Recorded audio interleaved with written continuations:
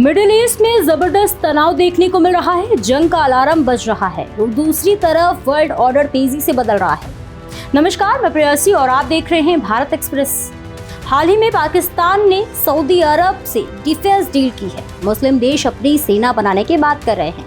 Gaza से लेकर Iran तक जंगी माहौल है। यमन में सऊदी अरब और यूएई आमने सामने हैं। इस बिगड़ते हुए हालात में यूएई के राष्ट्रपति भारत का दौरा कर रहे हैं। ये यात्रा दोनों देशों की पार्टनरशिप को एक नई उड़ान दे सकती है। खाड़ी देशों में सऊदी अरब और यूएई दोनों से ही भारत के अच्छे रिश्ते हैं, लेकिन मिडिल ईस्ट में बदलते राजनीतिक हालात के बीच भारत दोनों देशों के साथ अपने संबंधों को संतुलित कर रहा है। आइए जानते हैं इन दोनों देशों में भारत के लिए कौन अहम है।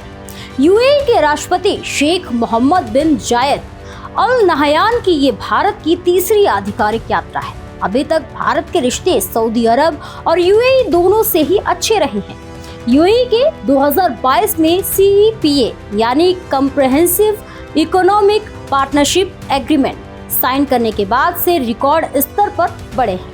यूएई भारत का रणनीतिक साझेदार है, जिसमें टॉप ट्रेंड, इन्वेस्टमेंट, ऊर्जा और मजबूत राजनीतिक जुड़ाव शामिल है।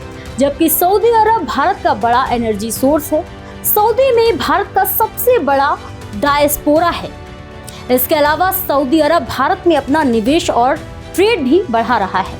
हालांकि औपचारिक रणनीतिक गहराई और सीईपीए जैसे समझौतों के तहत व्यापार के मामले में फिलहाल यूएई आगे है। भारत और यूएई के बीच कई तरह के संबंध हैं जो मजबूत राजनीतिक, सांस्कृतिक और आर्थिक संबंधों पर आधारित हैं।